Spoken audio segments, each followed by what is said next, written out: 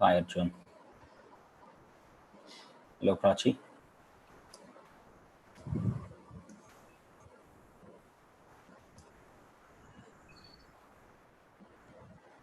Hi, Praveen. Hi, Arjun. Hello, Prachi.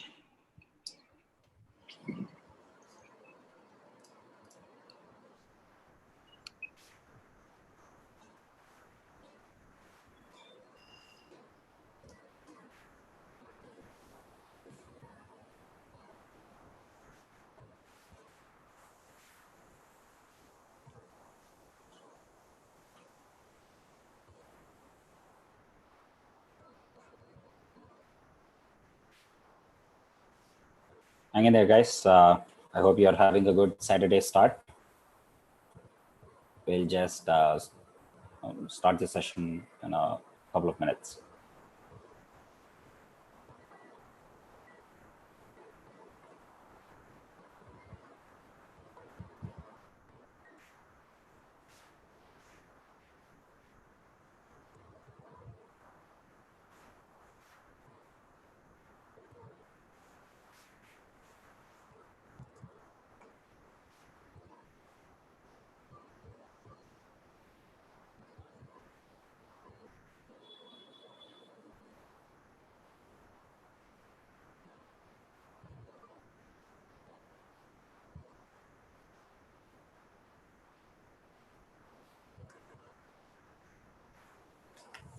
So we have generally been hearing a lot of news around universities going in different directions.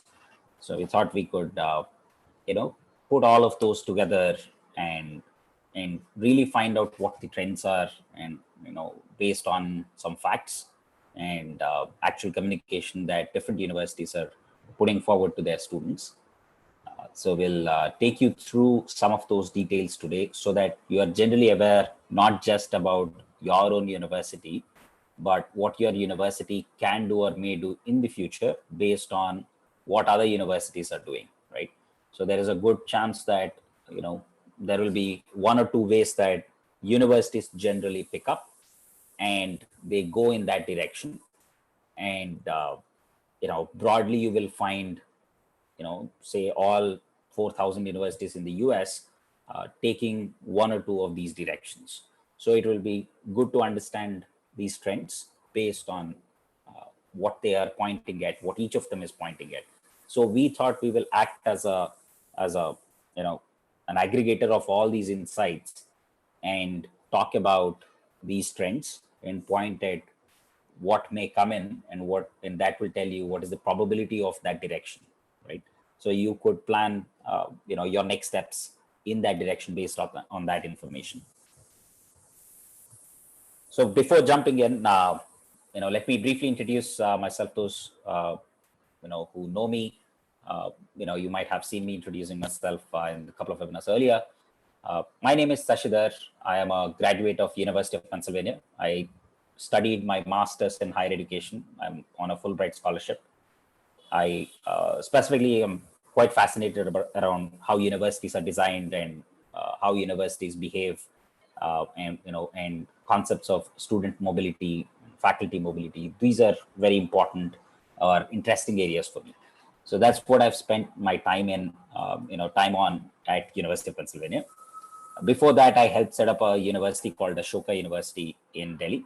I was leading the undergraduate program outreach, and I'm also a graduate of BITS Pilani. I did my chemical engineering and further worked in Singapore for a couple of years in the tech space, and did another master's in liberal arts before I basically, jumped onto the higher education wagon. Over the last 4 years, I've been consulting different universities or institutions in the US, and from 2017, I started working on this project called GradRight, wherein we are trying to build in some resources and tools which would help students who are trying to evaluate value for money for a university and reduce their costs and maximize their outcomes. So you'll find more on the website. I'll not bother you about the details on what we do right now. Along with us, we have Shivani. Shivani is an IIM Ahmedabad graduate and also person who heads servicing and interactions with all the students at GradRight. So you will, you can feel free to ask any questions around anything that you are concerned about, and she's the best person to reach out to. And just a couple of points around Shivani is that she worked for about 10 years in the finance sector, and she chose to work with us with the exciting initiative that we have at hand. And as one of the housekeeping points for this session, I want to just go through one or two of them.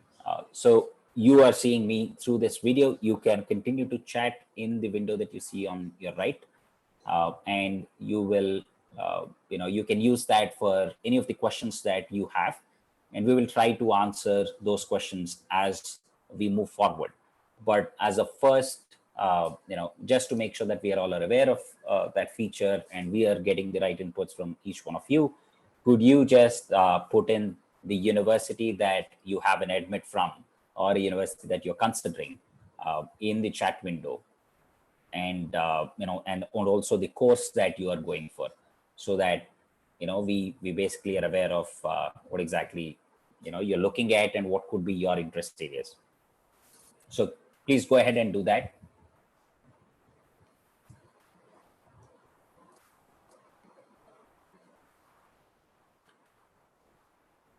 So Arjun and I are received Penn State University admit for the undergrad course BSc Computer Science. And we have Neeraj Kumar, who is going for MS in Supply Chain Management. Neeraj, put in your university to University of Texas, Dallas. Thanks. Manjunath Srinath, Concordia University, MS in Supply Chain Management. Nice to see you around, Manjunath.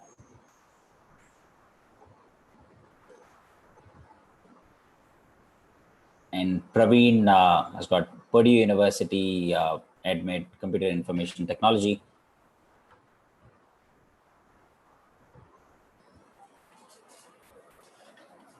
And Nikhil Nanjapa got an admit from Clemson University and for MS in Automotive Engineering.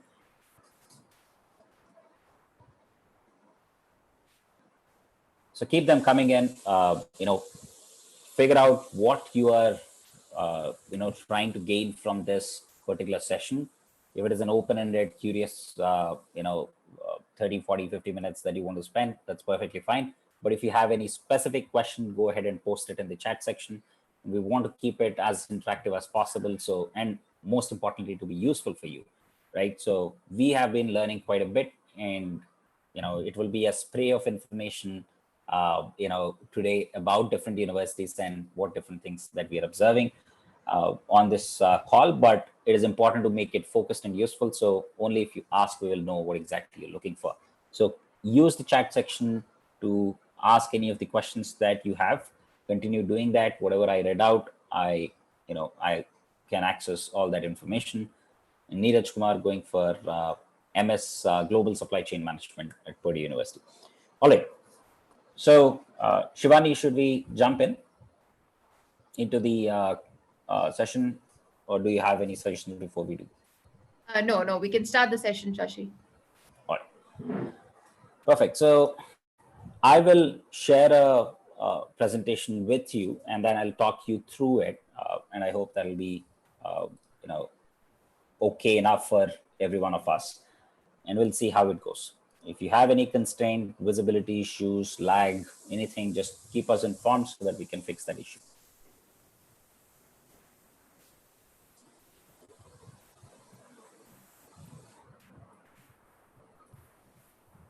All right. Are you able to see it? Yes. Okay, cool. So here is the study abroad status report that we want to take you through. It is it's not analyzed into metrics, but there are different directions and different kind of communications that are coming out. So let's see what we have across the world. And because before we jump into a specific university, I just want to run you through some of the broad highlights. Because of COVID-19, we see the United States being actually, it's far worse hit in terms of the cases and the virality of the disease. And we see that, it is considerably serious, compared to countries like Australia, which is around 6,000, 7,000 cases, UK, trying to taper, but there is still, a bit long way to go compared to the other countries, but still better than US. Ireland, we see, a little higher than Australia, but we see that there is some positivity around that area. And New Zealand has been predominantly low. It's obvious that the population is also far lesser. And Canada has been, quite decent in terms of, controlling and supporting the international students in the country. So that is basically how, different countries have been getting impacted. And so you should know that any insight that we share around what universities across the world would do, it cannot be generic, because every country treats its own higher education system differently, and every locality will have a different level of seriousness for COVID, and so that will really define what happens in that local region. For example, if I take as an example, say Indiana University, it has a set of campuses, right? So only, whatever it does at Fort Wayne campus may not be applicable to, say, the Bloomington campus. So right now they have something which is generic. They might be going all virtual, but with time it may change. It may change even for different campuses within the same system. So assume that specifics are important, but these specifics will find some trends, mostly fall into 2 or 3 buckets of, doing this or this or this. So let's see what those 2-3 options generally are about.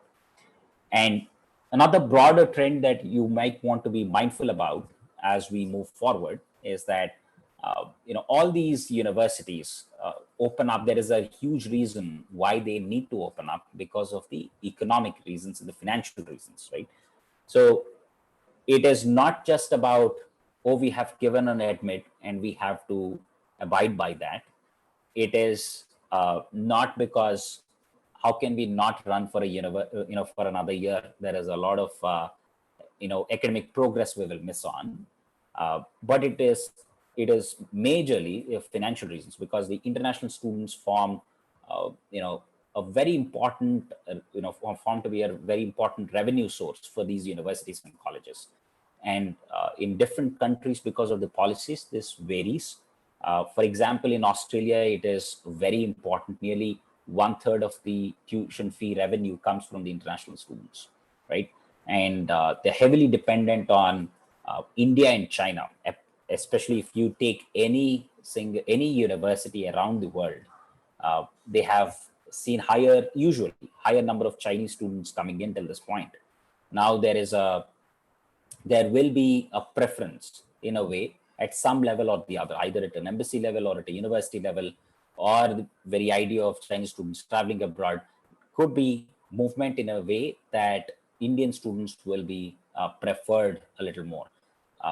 And I hope there will be no bias around any race or any country in general, but we see that just for safety reasons, there could be trends like these, that may evolve because of the data that is not coming out from China. For example, if there is a concern around that, there would be a country like, for example, Australia may be cautious about it and say that there might have different set of rules applied on different countries, right? So be aware that you are actually belonging to a country which is in high demand, if at all they are inviting any study abroad students, or any international students. So you may actually we all may end up being the number one country of preference for all the universities around the world, just based on the trends that we have been observing in the past. Around 20 to 30% of the students, international students, are from India in general.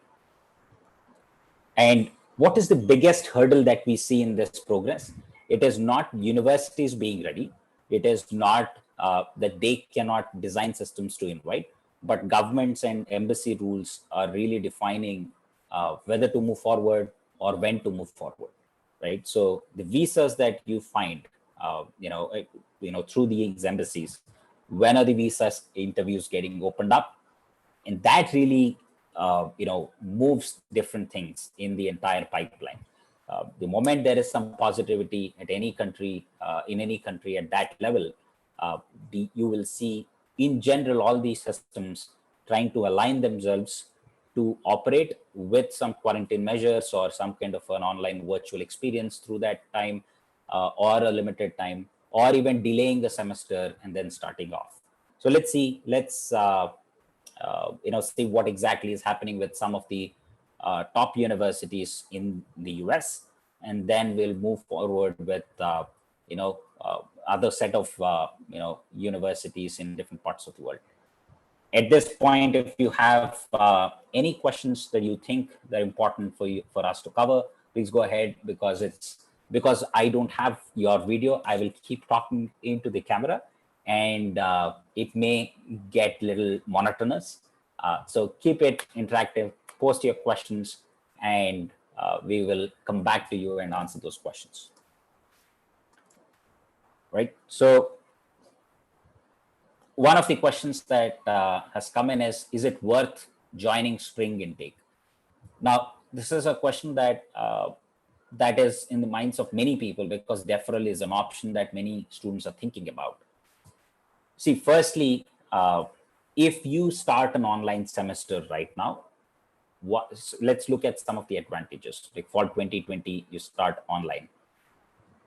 One of the advantages that I could surely think about is that you will be part of a lesser number of students. One of the universities actually mentions that in the communication, that you'll be part of a lesser number of students who are graduating in 2022, if it is a 2-year program. And in general, the economy might be trying to pick up during that time, and you will find more universities, actually more companies being open to hiring, but there are only few master students available in the market. So it's a good thing to start online, in terms of that.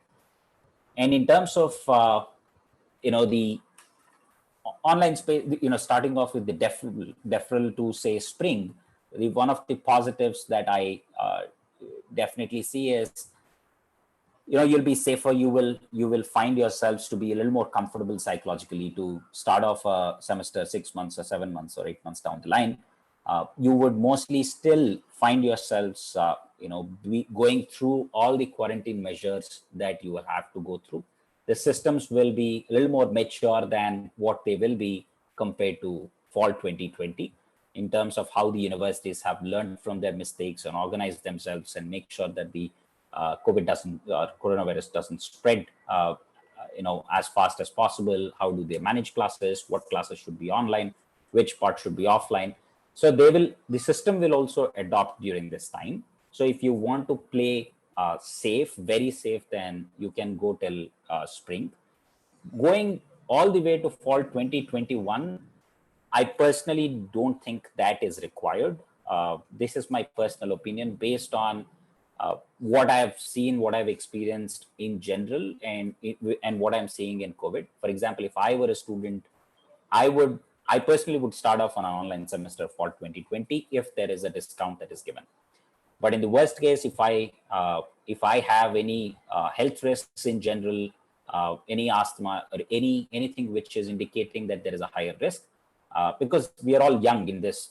Sorry to mix myself with your age, but I am 10 years away nearly from your age. But we are pretty young compared to, relatively speaking, right? We are between 20 and 30, and we might not be high risk candidates.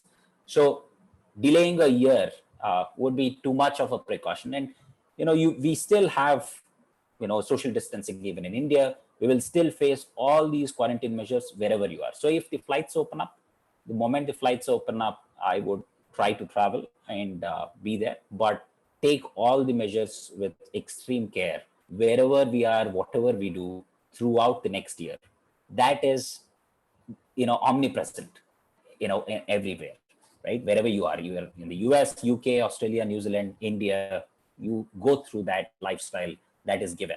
So that's not a study abroad parameter in a way. It is what we have to face for the next 1 year, right? So in terms of choosing the spring intake, the benefit is just that I'm saving time. I am being a little more cautious than what the fall 2020 guys are doing, or a delayed fall 2020 guys are doing. So that is totally fine. And in terms of disadvantages of deferring to all the way to fall 2021, see, you are among the majority. Every 80% or 70% of the students we talk to, they have been pointing at fall 2021 or spring 2021. So as you differ, you'll be part of a majority class who will be graduating. You will be graduating in 3 years from now. So you will, you'll be, when you think about what happens after 3 years, we will be in a pretty stable, economically positive situation. But you will be going through the next 1 year in India. So for instance, what kind of work will you do? If you already resigned your job, then is it really ideal to do that? Why push all the way to fall 2021? If spring will equally give all the opportunities for you, there is no problem in terms of accessing internships. We don't see a huge difference that will come in between spring and fall for the next year, because there's a good chunk of people who will move themselves to spring or fall. So the opportunities will also adjust accordingly. And, the downside is just, a little too, being too patient maybe, and too cautious. Those going for spring. So I'll just come to Arjun Iyer's question, the effect on student loans. So we have a section which talks about that, and Shivani will take you through some of the changes that these lenders and the banks have come together with, right? So they have accommodated the situation for the students who are facing this uncertainty, and they are trying to make sure that they come up with solutions which will address these uncertainties. For example, if you have taken a sanction letter, the validity of it is being extended to a year or so. If you are not willing to go out and put your collateral and go through all the paperwork in this scenario, you have an online platform, where about 8-9 lenders are put together, and you can just access all of them at once on a website. Or you have many of them changing their process from offline to online to make sure that you don't have to visit a branch, interact with people to get a loan. If you are going on an online semester without a visa, they're accommodating that and making sure that they still disburse you the money that you want to start off your online semester. So it is, in an online semester, there might be a reduced amount that you will take. So there are flexibilities around changing your amount on the student loan. You need not take all the amount that is on the sanction letter. You can only take whatever is required, right? So all of these nuances are being taken care of in a way that it works for the students, and most students would come forward for their student loans if at all required. So Neeraj has another question. Nobody knows the depth of this unprecedented situation. Do you think market will take 2 to 3 years to adjust? I think overall, upside you will start seeing in about 12 to 18 months. That is what many of the venture capitalists or investors, or many of the people who are looking at a broader sectoral investments, that is what we learn from them. And so we see that this is a popular note that is spreading around different companies, and we understand the reasons and logics behind it. As the vaccine comes in, all the companies will come back to normal.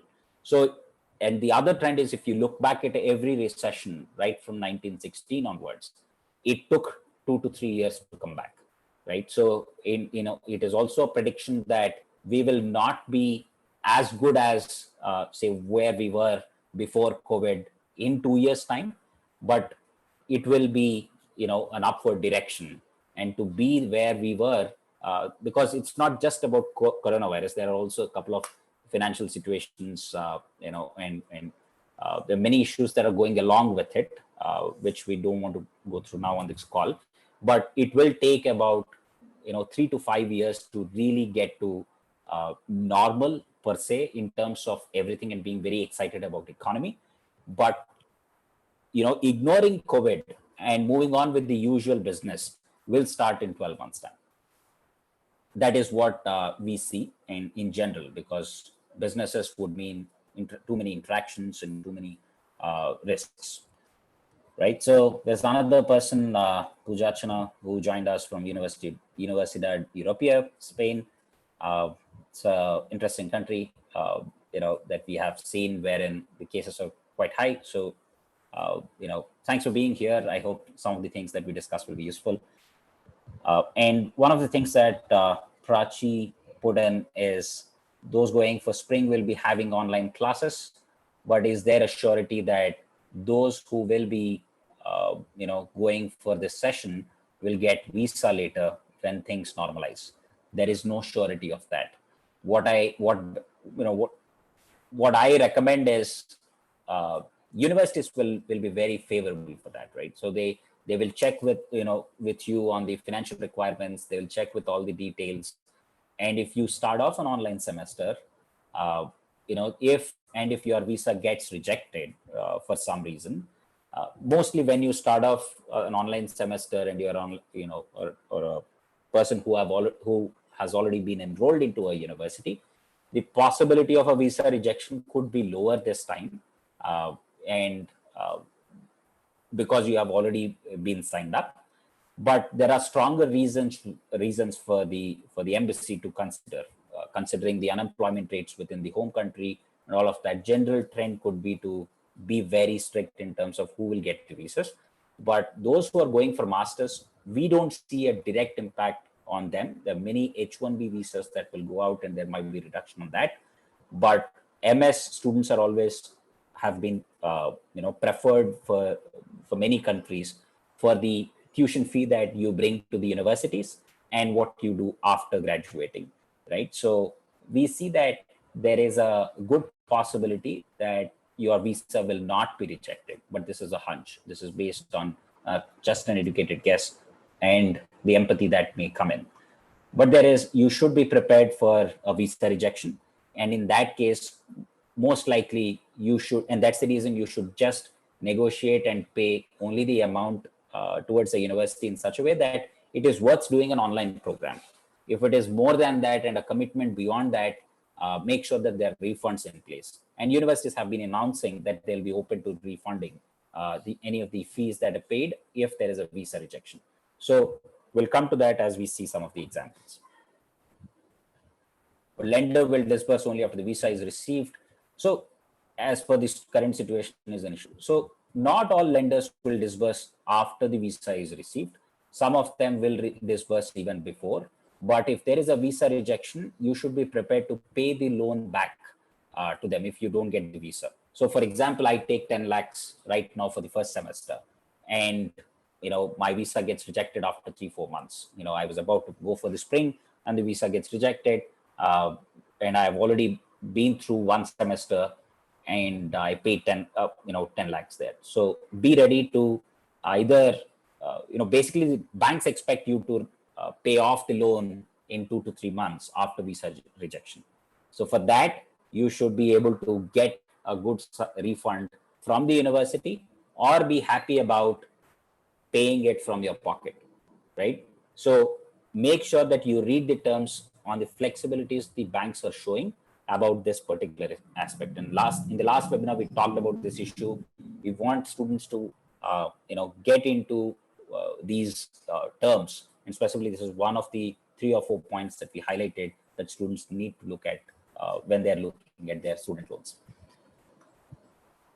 So Nikhil's question is, won't we be at a disadvantage in receiving internships if we join in fall 2020 due to the economic slowdown? Also, won't CPT be affected if we enroll online, especially in getting summer internships? To answer your second question first, CPT is not getting affected in general because there are flexibilities that are being shown by USCIS and the universities are working with them.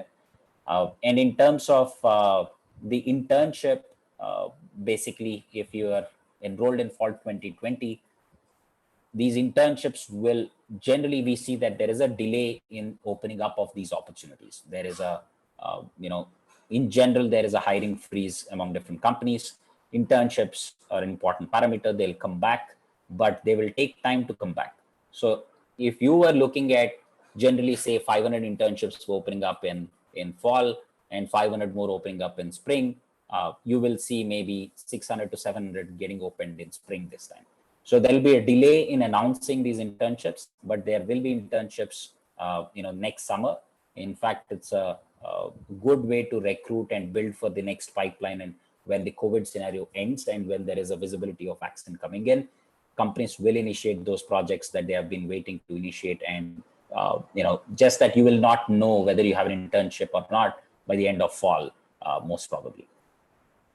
And for Universidad Europa, Spain, the latest update from the university states that all campus activities are suspended, till June 8th. So the date might change depending on the COVID scenario. That's just an insight for you to be aware. For the person who just joined in, I think I'm losing the name of the person. So sorry, must be Pooja Archana. So just be aware. I think you will be aware in terms of, if you received an update from the university anyway. And some universities, have announced that it will not affect, CPT. So they clearly stated, in coming back to the CPT point in terms of US universities. So let's go through some of the examples and you will know what exactly are the different things that universities are saying.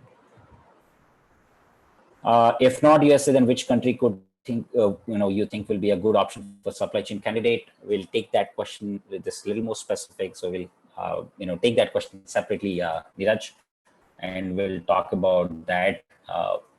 Because it requires supply chain understanding and which countries are open to it, right? So let's move forward, and I hope I'm not taking too much time to move forward and are in the spirit of respecting your questions and answering them. So let me start with my alma mater, which is University of Pennsylvania, and what has been their communication and what are they doing. This is a university which is actually, just creating options and being ready. You will find few more universities that I, talk in this list. They're exactly doing that or not doing it. So basically, they are getting prepared for any situation, either offline or online, and there is no announcement when campus will reopen, but they are assuring that they will continue, with a virtual semester. And University of Pennsylvania has been quite active on through its online courses, through Coursera and a few other, platforms. So they have the infrastructure to go online. So it's not something which is quite new to them, but depending on the course and the modality that the faculty chooses, it becomes tougher to engage an audience online. So they may choose to do certain offline and online courses. So let's look at Brown University, which is saying that it is trying to be cautiously optimistic that students will return in fall. And they, this is one university which sees that they can create a system for anyone who is coming to the university campus to go through a certain set of measures, including quarantining measures or social distancing measures, and make sure that it is a safer place, right? Within a certain set of boundaries.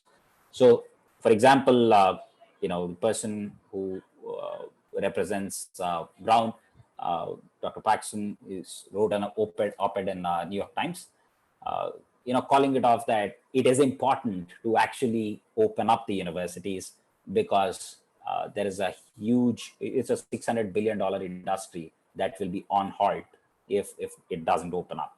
So everyone is mindful. They have to pay towards their own faculty every year, and they have to pay towards their research expenses. Their expenses and costs are not going down.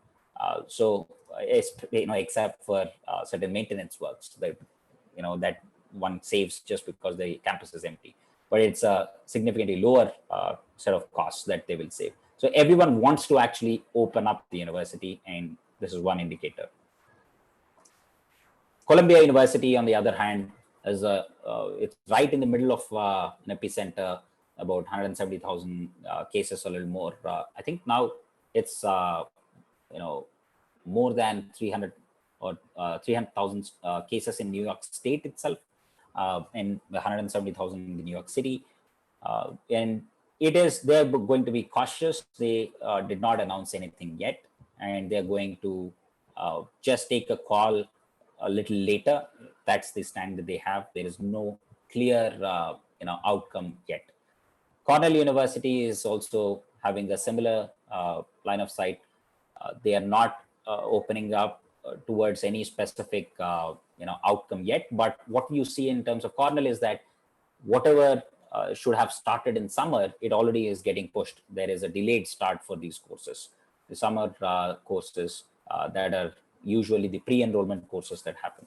So you may expect even a trend of a delayed start of the fall 2020 instead of starting in August ending or September first week. It may start in October or late October. So there is a possibility of universities bringing in that alternative.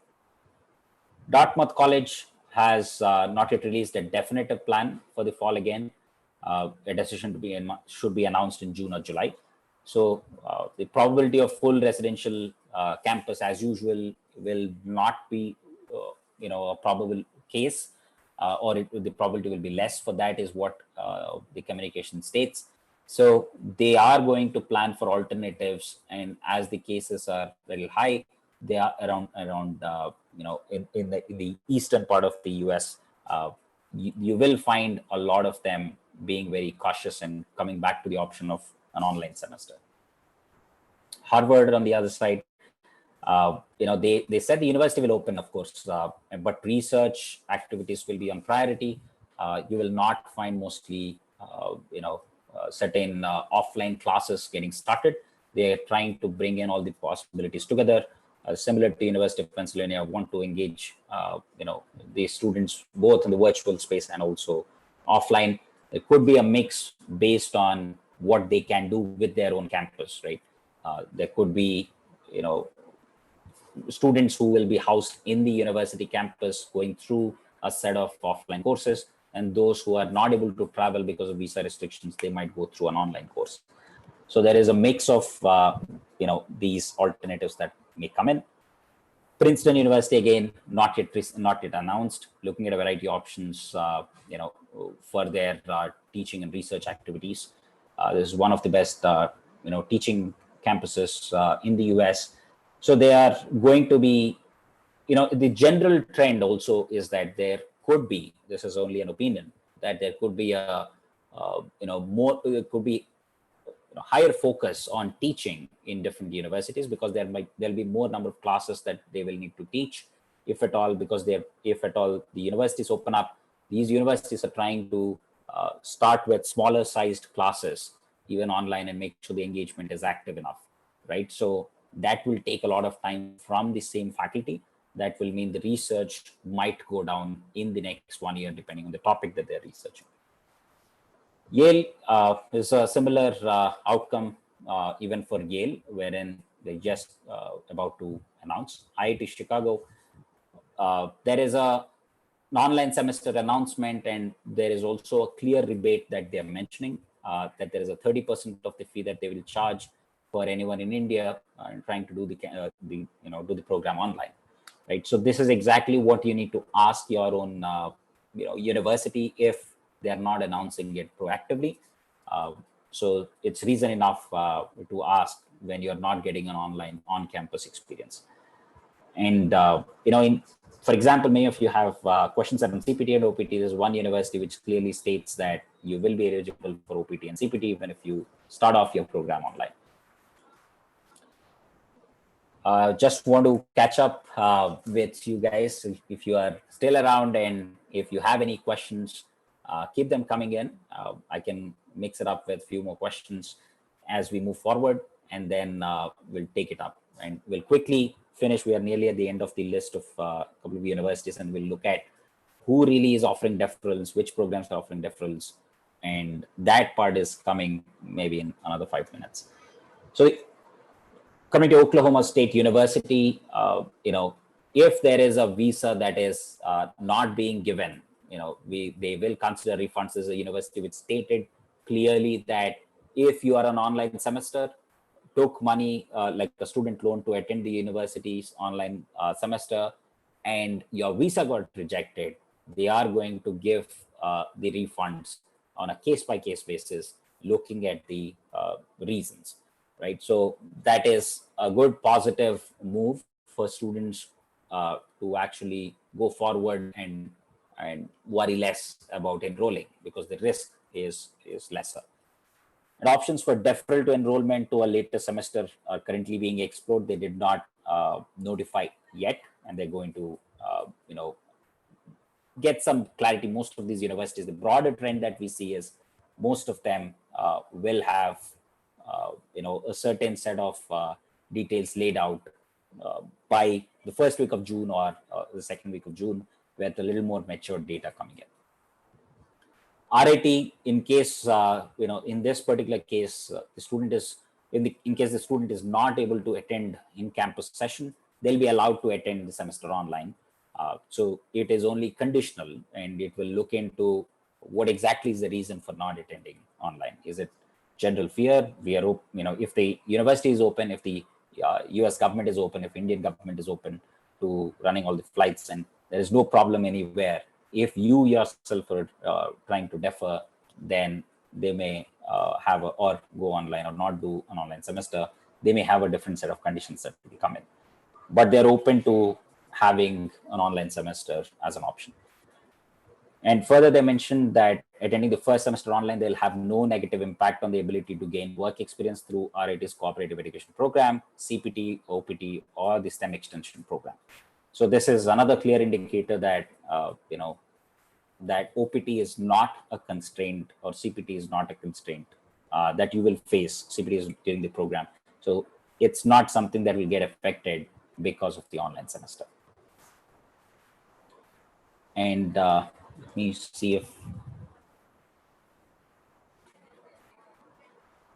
so on Penn State. I think if we don't have this here, Shivani, I think you have something on Penn State, correct? You're on mute right now. No, Shashi, there's no update on Penn State as such. Okay, sorry, I just remember seeing it somewhere. So coming to the Syracuse University, university has asked till the 1st of June to assess the situation. This is again another example. So broadly, if we look back at these US universities before going to the Canadian universities, we see that they all are looking at just waiting and yet to decide, but they're all moving, about 80% of them are moving towards an online semester, and the CPT doesn't get affected. There will be refunds that are possibilities.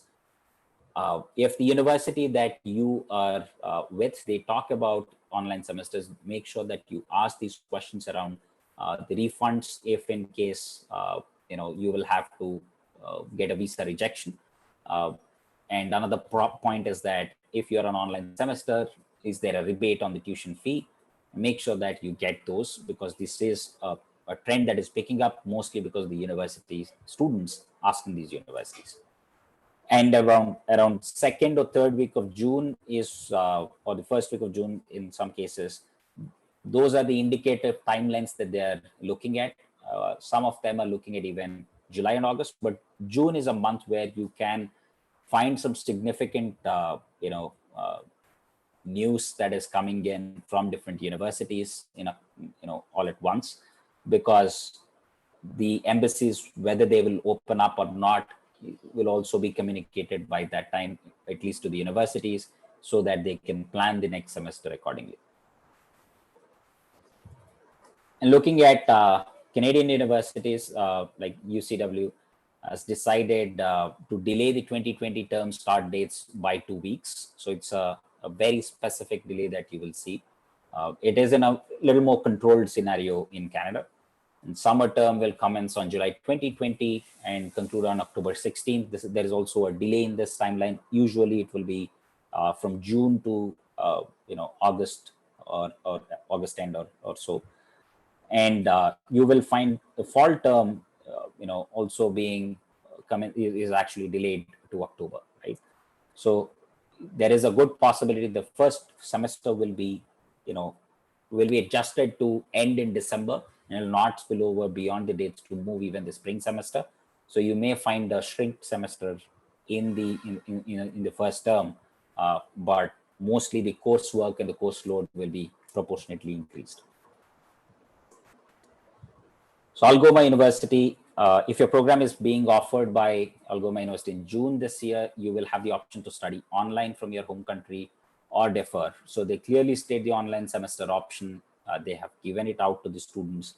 And if your program is not selected to be offered in June 2020, your offer admission will be deferred to the September 2020. So it's more like a quarter kind of a system, wherein the September 2020 term looks more appealing, and they are inviting people to defer to September and start off their semester in September.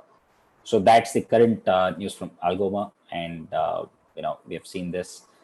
Vancouver Island University for fall 2020, they hope the class is scheduled to start in August or September and will proceed as planned. So it's basically interesting to see that they're considering it as a possibility. While they don't specifically encourage deferral, but they are definitely saying that they are open to on a case-by-case basis, because it's an individual decision and it is dependent on different countries allowing different countries countries' citizens to fly out. And at this time, they recommend that you proceed with your study permit application as usual, which means that you go ahead and put your documents together, everything in line, so that when the Canadian embassy opens up, you will go through the requirements and go through the process as usual. So it's important to for these students for Canadian students to aggressively move forward, get their loans, at least an online sanction if you don't want to run around the streets for collateral checks and all of that. Make sure that you prepare your funding documents and have them in place. And if there are any documents that you are requested from the university side in terms of your bachelor's degree documents or any transcripts that you need to put together as hard copies, just make sure that that process is initiated with your bachelor's colleges, right? So, jumping on to just a summary of the number of universities which are allowing deferrals, right? So we'll go through that in a bit. Schools, you will see that the general trend is schools are accommodating. They want you to, move forward on your education plans, but they don't want to stress you out at the same time. So they are giving deferral options. And, before I read out and go through some of these details, you can as well read out if you want to go through this list. I'll just want to look at the chat section and see if there are some questions that we can pick up.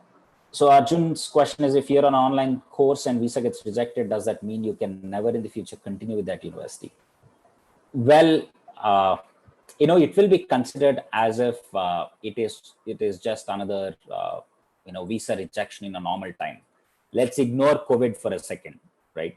And look at what happens if you are given a university admit and your visa gets rejected. You don't move forward and the seat goes to someone else. So that is exactly what may happen in this scenario, and that risk you always have.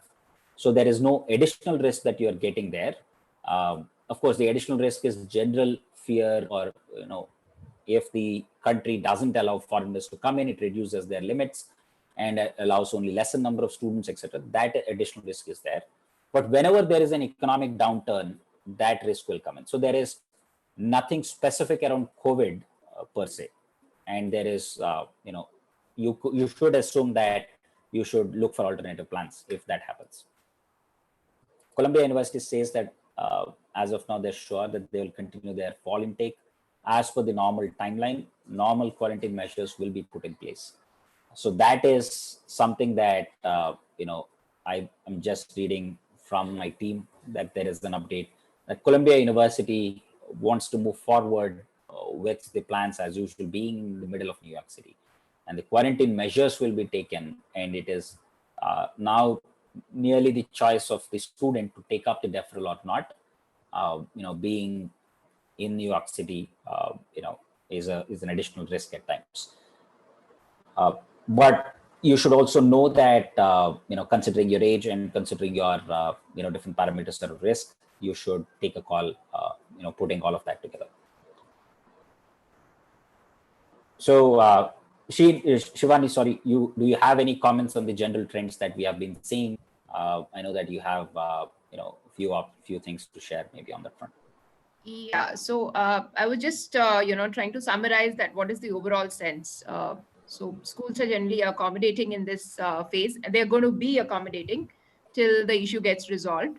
And decisioning on which school opens up, which school doesn't open up for fall 2020, maybe by June, July, we'll see these decisions coming in paper and policy. Also, schools are open to refund as well, as we saw that some schools have already communicated in case the visa doesn't get approved. So it's recommended that you write to your school and look for such a communication from them if at all you're looking at enrolling yourself online. Then there will be tuition rebates available, so that's a good thing because you'll be saving a lot of money. Also, there are positive indications towards CPT, OPT not being affected negatively. Certain schools have already communicated, and as and when more decisions fall in, this update should get more confirmed. Also, our sense is that Canada and Australia look better prepared compared to US and UK. So long as these countries are open to having international students coming in, from countries where the impact is not so bad, folks going to Canada and Australia should be looking on the brighter side. Got it. And some schools some schools are asking for fee deposit for fall deferment. If you're deferring, say, to fall 2021, some schools may put down a condition that you pay the fee right now, and they will hold that fee valid for till the next year, and no increments or no changes will be seen in that fee. So that is a condition that could fall true if you are deferring your admit to fall 2021. So just be on the lookout. That's all, Shashi. Perfect. So, that summarizes generally the, some of the things that are coming in the next couple of months, and what you should be aware of, and what you should ask your universities. And just to look at what is the trend overall, there are about, we evaluated about 45 to 50 programs, and we saw that about 34 of them actually allowed deferrals and make sure that the students have an option to put it forward into a spring semester or even a fall, the next following fall semester. And you will find that, not many students, not many universities are restricting this option, right? And you should not also judge it at a university level. There are basically different programs and different schools, and depending on the structure of the university and the decision making at the university level, how the universities are structured for these policy decisions, different programs actually announce their own restrictions or their own ways of doing it or not doing it. For example, if a program sees that in-person interaction is very important, they may actually say deferral is possible.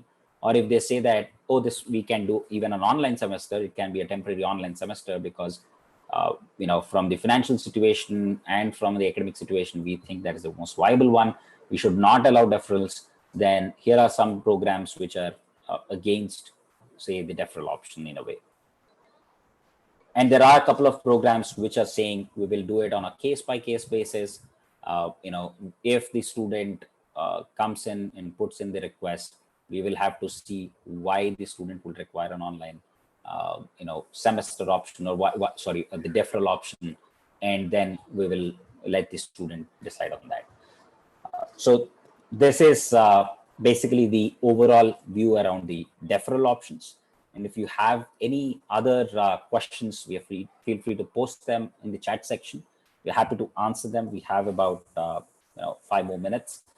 And see, the overall idea, I hope we could communicate and aggregate on what exactly is happening across different universities, right?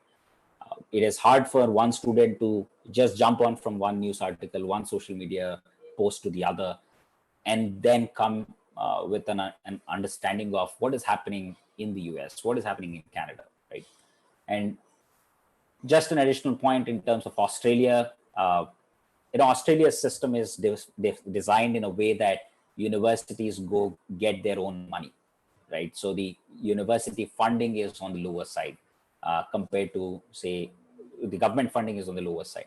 So it is important for universities in Australia to not lose on tuition revenue at all. And they have interesting set of student loans which will connect to the future success of the student and they earning money after graduating. So it is a little more complicated than what is what is basically happening in Australia compared to the others. And they are a little more aggressive or trying to make sure that it will work, in our hunch, they should put all the efforts to make it work for international students who are looking at Australian universities. And let me just quickly go through some of the things that are posted.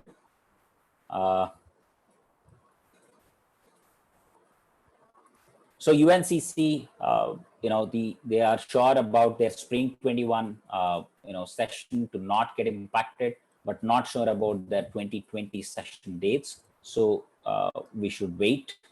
Is something that is what we gather, and that's what we recommend doing. This is, I think, Prateek who posted a question on YouTube.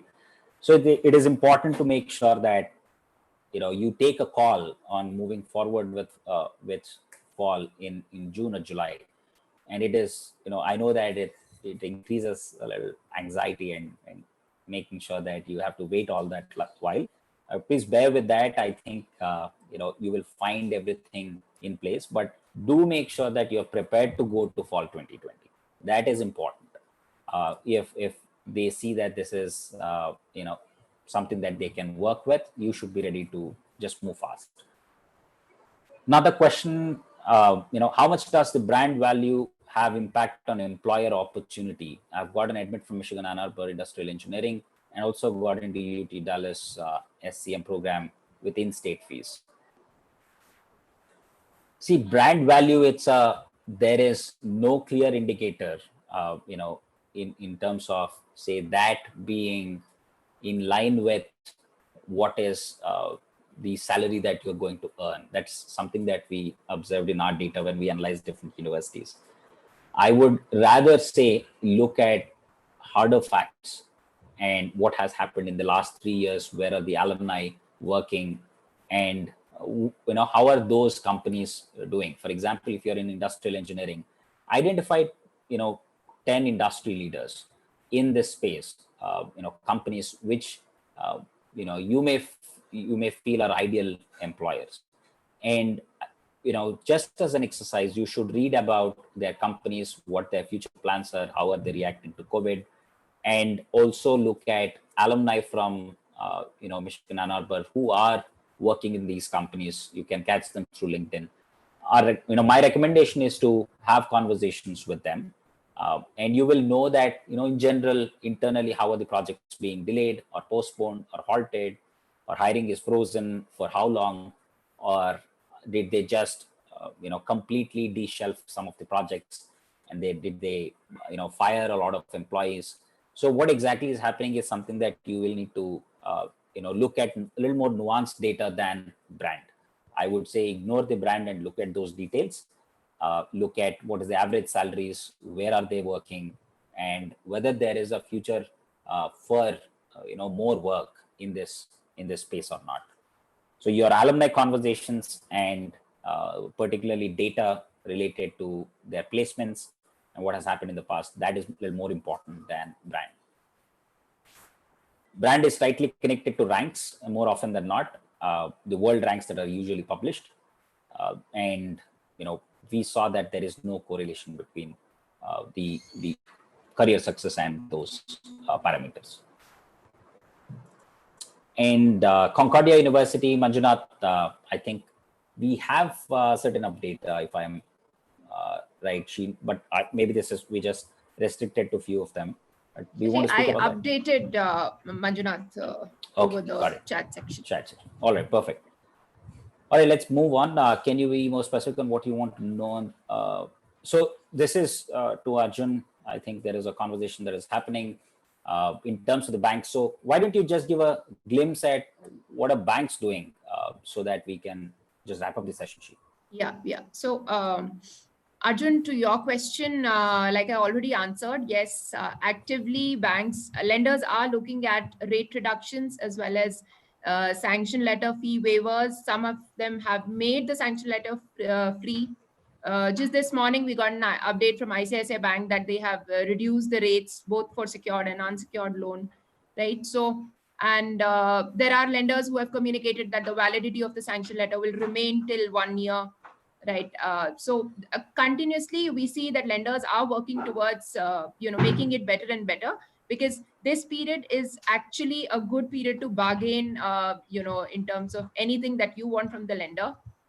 Because they are also facing fewer number of applications. So good time to bargain. And what else? On rate reductions, sanction letter fee waivers, validity of sanction letter. But yes, there is little cautiousness as far as unsecured loans are concerned. Lenders are being a little cautious in terms of disbursing those loans. So long as you are going to a great college, your profile is good academically, you might still be considered, but weaker profiles, lenders are being very cautious on unsecured loans specifically. Yeah, and also one side point is that timing is important. See, as an institution, what they will have is, if they have 1,000 crores to disperse, they will say, I will do maximum of 300 crores of unsecured and I'll not go beyond that, right? So they look at the money going, at what risk is it going, and they have limits around that. So earlier you apply, the better profile you have, all of those factors will come in, because once you have a sanction letter, generally they won't go back.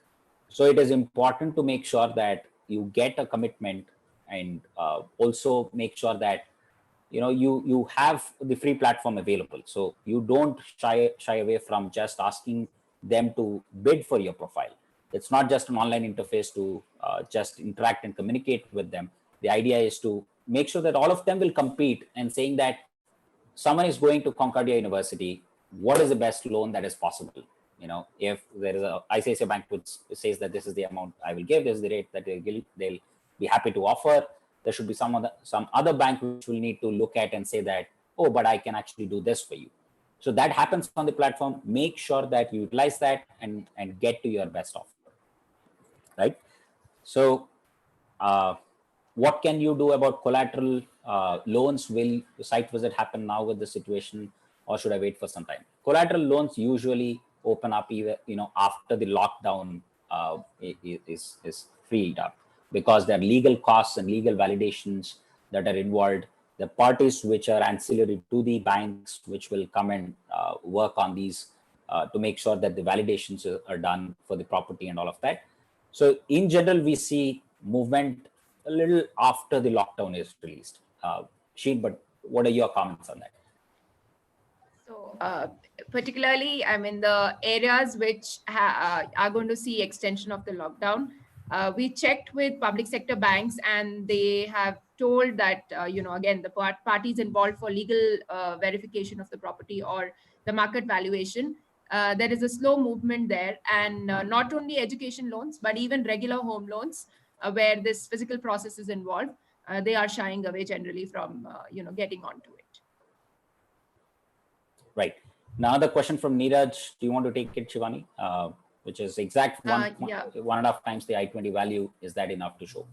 So Neeraj, that is a popular belief that the amount that you show for visa should be 1.5 to 2 times of your I-20 amount, because the broader idea is that the visa authorities want to see that you're comfortably going to cover your education costs, both tuition and living in the US. So yeah, 1.5 to 2 times is a popular choice. Yeah, and there is no downside to have actually a higher sanction. You at best you will. The only downside is maybe a bit of processing fees that you will end up paying in a couple of thousand rupees, maybe extra, or 5-10,000 rupees extra. But it is good to actually have a sanction letter with this amount covered, and you need not actually utilize all the disbursement. There are flexibilities with all the banks. You need not actually take 45 lakhs if you have 45 lakhs on your sanction letter. You can choose to just take 10 lakhs and then say that's enough for me. So you should understand that flexibility and implement that. And Arjun, I think you got your question answered. If you like to know more about what exactly happens with ICICI, how does it compare with the others, write to us, or you could go ahead and create your profile on the website in the student loan bidding platform. Anyone can create a profile instantaneously. All the lenders will get the updates around your profile. They will bid for you anonymously. Your basically your profile will be anonymous to them. The contact details and names will not be disclosed. The profile is disclosed, and then the offers will start coming in. You compare and connect with only lenders that you want. So that's what happens there. Also, so long as you move with any of the offers that are being provided online, you will be eligible for free advisory from GradRight, and it will be a very, very unbiased view you will get across for all lenders that are in your bucket. So feel free. Platform is free. Sign up and have it your way. Yeah, in case there are better loans than what we see, the free platform is providing, or the bids are coming in, and if we see that there are better loans that are possible, we have an approach that student comes first. So we will let you know about that, and we will tell you the process to move forward with them. So I know that there is a lot that is going on in your minds, but just want to come back to the idea, or basically place something fresh for you. There are 3 points that I want you to remember. Number one, value what you have right now, right? So it's very important to see that you have an additional time.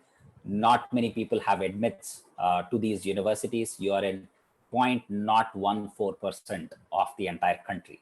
So just make sure that you recognize that privilege, and also spend more time with your families before you go out. Most of the students who go out are actually settling abroad. So enjoy the time. And the second point is, this is a tough scenario, and those who go through the tough scenarios and want to face it and solve these problems, they will actually build a tremendous amount of vigor in their lives. So just be happy that there is an immense amount of learning to just solve this complicated problem that no one knows how to solve yet. Everyone is trying to solve for each other. We're trying to bring in solutions and innovations. So we don't know, but this gives a lot for you. And the third element is, it's important to be prepared. No matter what happens, don't just sit and watch until there is some certainty. Because if there is certainty in the market, then every single student will have the certainty, and then everyone will start, logging into these banks or onto the visa scheduling interviews. So visa scheduling opens up at once, but banks are open now. Just work with your colleges, work with your, banks, or any bank that you want to work with. Make sure you have your sanction letters ready, and make sure that you don't pay up any heavy fees right now towards any of this, to just be prepared and wait, right? So wait, but be prepared. That's the third advice. All right. So thank you for your comment. And one last point is how Prodigy ensures that students pay their loans without taking any collateral or cosigners. There are international lenders who do that without collateral, without cosigners. Don't assume that collateral is mandatory. Just free up. We will take care of all those nuances, and we will help you with all those solutions. The moment you create your profile, we are with you. So go ahead and do that. If you have any concern around student loan, you should do that. Okay, thank you for your comment, Neeraj, and thank you, so much for spending the time with us. and all the very best. And make sure that you stay in touch. Do like us on GradRight on Facebook page. We have a GradRight Facebook page. We have also a COVID-19 update group. So make sure be part of it, engage with us, help us learn so that we can help other students learn. Thank you. Do share your feedback before you go out. We'll wait for a couple of minutes on this channel, but once you fill the feedback, you can log out. Have a wonderful day ahead, and beautiful Sunday and Saturday for you. Was it useful? And would you like to receive updates for the sessions in future? So these questions will help us keep doing this more and more, and make sure that you are at ease in moving forward.